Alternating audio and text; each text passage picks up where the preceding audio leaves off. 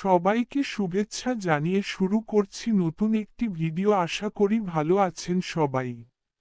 আজকে ভিডিওটি খুবই গুরুত্বপূর্ণ। আজ আমি আলোচনা উদ্ভিদের বৃদ্ধি, বিকাশ ও ফুল ফল বৃদ্ধিতে শতভাগ কার্যকর দ্রবণ যেটি ব্যবহারের ফল নিশ্চিত সাফল্য আসবে। আমি এটি প্রয়োগ করে সাফল্য পেয়েছি, আপনিও প্রয়োগ করুন, ফলাফল নিজেই দেখতে পারবেন।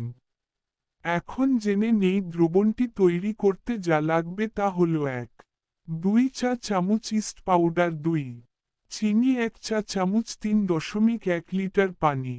প্রথমে একটি পাত্রে 1 লিটার পানি নিয়ে তাতে 2 চা চামচ ইস্ট পাউডার নিয়ে গরম করি। গরম পানি উঠিয়ে এতে 1 চা চামচ চিনি মিশিয়ে ঠান্ডা করি। এরপর এই পানির সাথে আরও 1 লিটার পানি মিশিয়ে বিকেল বেলা স্প্রে করুন, এতে করে গাছের দ্রুত বৃদ্ধি ও ফুল ফল হবে অনেক গুণ।